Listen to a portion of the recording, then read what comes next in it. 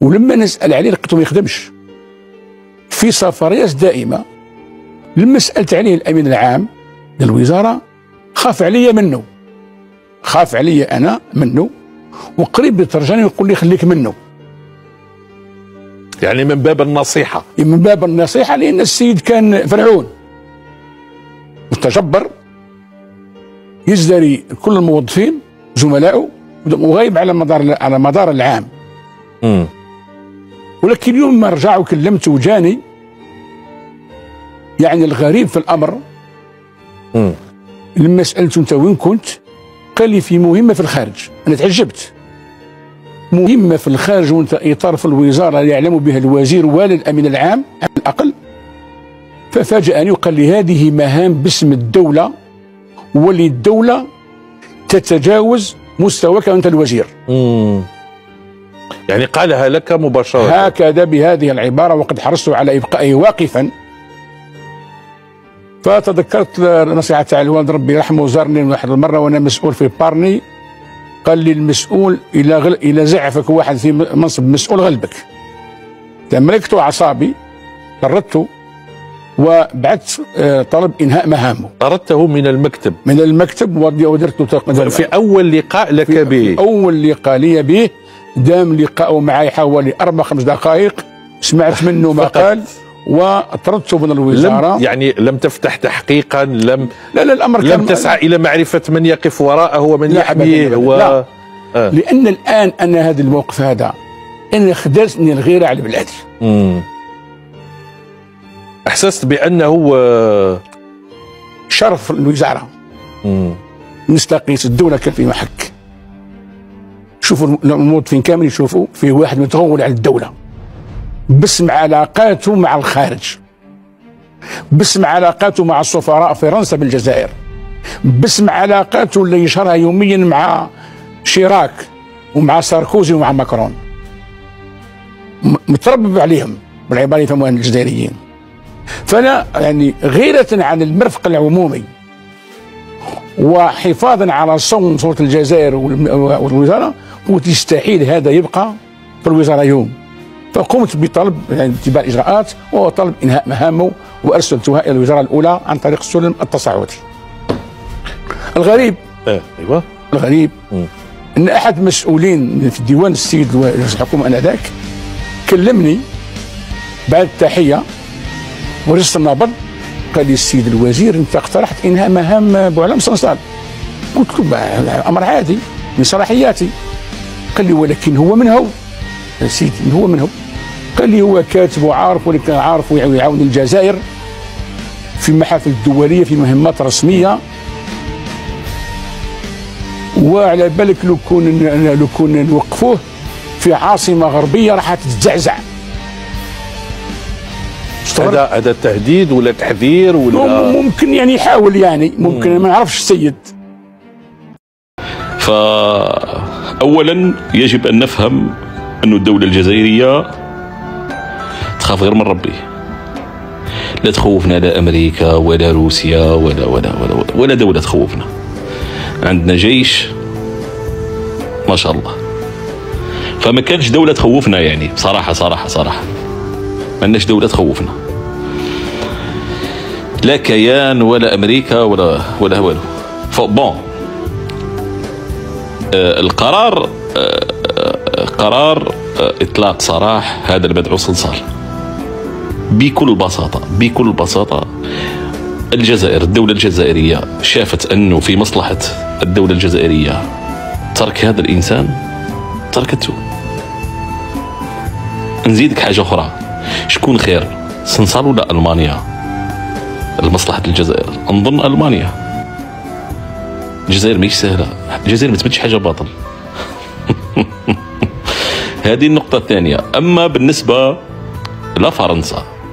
لفرنسا اللي حتى من برلمانيين توعدوا أنه سيتم إطلاق سراح صنصال، توعدوا، قال لك احنا نطلقوه، وراحوا لحقوق الانسان ورفعوا شكوى وحرضوا جمعيات وحرضوا احزاب وحرضوا. روطايو روح وصنصال ما طلعش.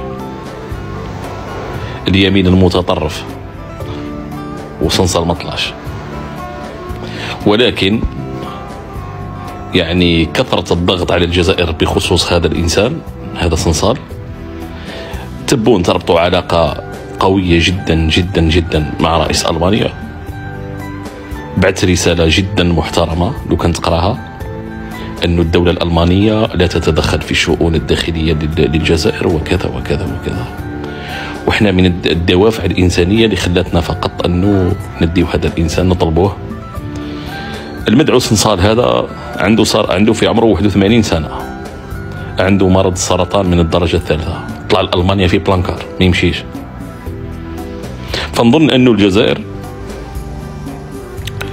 مش دايما شادة، مرات السياسة تحتاج إلى البراغماتية، ونظن أن الجزائر كانت براغماتية جدا في هذا الموضوع، وبكل بساطة شافت مصلحة نتاعها في ترك هذا الإنسان طلقته.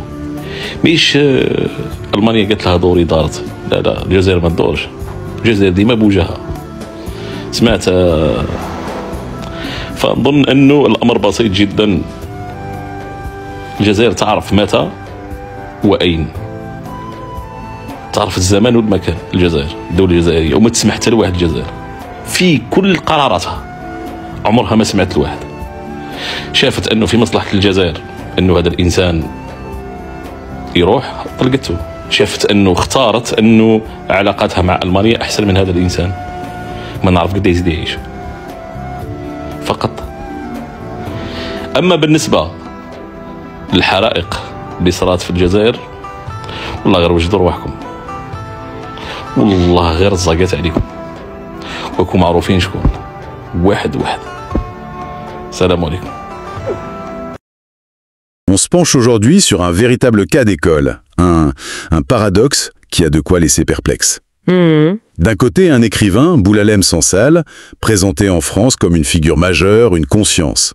Couvert de prix prestigieux, invité sur tous les plateaux. Exactement. Et de l'autre, ce même homme, en Algérie, son propre pays, un quasi-inconnu pour le grand public. Très peu lu. Aucune influence culturelle. Voilà. Comment une personnalité peut avoir deux existences aussi radicalement opposées? C'est un simple décalage de perception ou il y a autre chose? C'est précisément la question centrale. Et la thèse qui se dégage de notre analyse est sans appel. Pour comprendre le cas Sansal, il faut sortir complètement du champ littéraire. Ah oui. La clé n'est pas dans ses livres, elle est dans les coulisses de la géopolitique. Ce n'est pas l'histoire d'un auteur. C'est celle de la construction méthodique d'un actif politique. Un actif? Oui, un projet patiemment élaboré dans des cercles d'influence où s'entremêlent les intérêts de chancelleries comme Paris, de capitales comme Rabat. Bref, ce qu'on analyse aujourd'hui, c'est la fabrication d'une icône pour servir un agenda bien précis. L'idée d'une fabrication, c'est extrêmement fort comme affirmation. Pour la vérifier, il faut revenir à l'origine, non ? Exactement. Avant de devenir cet écrivain dissident, qui était-il? Les sources le décrivent comme un haut fonctionnaire, un technocrate, quoi. C'est ça, au ministère de l'Industrie. Un rouage en apparence. Comment on passe des dossiers industriels à cet échiquier international? La transition semble brutale. C'est là que les choses deviennent fascinantes. Un témoignage d'un ancien ministre algérien qui a eu Sansal sous sa tutelle est particulièrement éclairant. D'accord. À son arrivée au ministère, ce ministre constate une situation, disons, anormale. Un de ses cadres supérieurs, Boualem Sansal, est systématiquement absent. Absent comment? Pas des jours, des mois entiers. Il disparaît, puis il réapparaît, sans la moindre explication. Un fonctionnaire fantôme, en somme. Dans un ministère aussi stratégique, ça paraît difficile à croire. C'est ça. Alors logiquement, le ministre finit par le convoquer pour lui demander des comptes. Et alors? La réponse de Sansal est stupéfiante. Il explique, très calmement, qu'il était en mission officielle au nom de l'État. Une mission? Mais avec un ordre de mission, des documents? Justement. Le ministre demande à voir une trace écrite. N'importe quoi, rien, zéro. Il interroge son administration. Personne n'est au courant de rien. C'est le vide total. C'est un scénario de film d'espionnage, littéralement. On n'est plus dans la gestion administrative, là. On est dans toute autre chose. Et le ministre, évidemment troublé, commence à poser des questions, à creuser un peu. Et là, j'imagine que... La réaction ne se fait pas attendre. Quelques jours plus tard, un très haut responsable de l'État le prend à part et lui glisse un avertissement. Les mots sont glaçants de clarté. Lesquels? En substance, Monsieur le ministre, soyez prudent. Ne touchez pas cet homme. Il est protégé. Protégé, le mot est lâché. À cet instant, il devient évident que Sanzal n'est pas un fonctionnaire ordinaire. C'est un agent, un élément d'un réseau parallèle, qui opère en dehors de la hiérarchie officielle. Protégé. Le mot est lourd de sens. Mais protégé par qui? Et contre qui? Parce que l'État officiel, incarné par ce ministre, semble vouloir s'en débarrasser. C'est précisément ce que le ministre décide de faire. Excédé, il prend son stylo et signe l'acte de fin de fonction de Boualem Sansal. Pour lui, l'affaire est close. Fin de l'histoire. Pas tout à fait. C'est là que l'histoire bascule. Quelques heures plus tard, le téléphone de son bureau sonne. Au bout du fil, un responsable très influent de la primature. Les services du Premier ministre. Donc là, on ne parle plus d'un simple ministère, on monte au cœur du pouvoir exécutif. L'échelle change. Radicalement. Et la conversation est surréaliste. L'homme de la primature lui dit, en gros, « Monsieur le ministre, on apprend que vous avez mis fin aux fonctions de Sansal. Savez-vous seulement qui il est ?» Incroyable. C'est un écrivain important. Il rend de grands services à l'Algérie dans des missions discrètes à l'international. Le ministre comprend alors que la protection n'était pas externe. Elle avait des relais très concrets, très puissants, au sommet de l'État. C'est vertigineux. On a donc une partie de l'État qui tente de faire respecter les règles et une autre au plus haut niveau qui couvre un agent en roue libre. C'est exactement ça. L'affaire devient purement politique. Elle révèle une guerre invisible au sein même du pouvoir. Et j'imagine que c'est là, une fois qu'il est grillé à l'intérieur, que sa trajectoire publique change du tout au tout. Le basculement est immédiat et d'une cohérence implacable. Libéré de ses attaches, il s'installe dans une nouvelle posture, principalement depuis Paris. Et son discours devient systématiquement et violemment hostile à l'Algérie. Ce ne sont plus des critiques, ce sont des attaques frontales contre les piliers de l'État, l'armée, les services, la diplomatie. Et, fait essentiel, il adopte mot pour mot la narrative marocaine. C'est-à-dire, donnez-nous des exemples concrets. Le plus flagrant, c'est le Sahara occidental. Il se met à défendre le plan d'autonomie marocain, qui est l'antithèse absolue de la position algérienne. D'accord. Et il devient un fervent partisan de la normalisation avec Israël, là encore à l'encontre d'un dogme de la politique étrangère algérienne.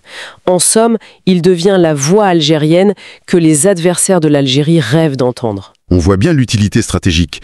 C'est un classique des guerres d'influence. Trouver une voie interne à l'adversaire pour légitimer son propre discours. Parfaitement. Son utilité devient alors multiple.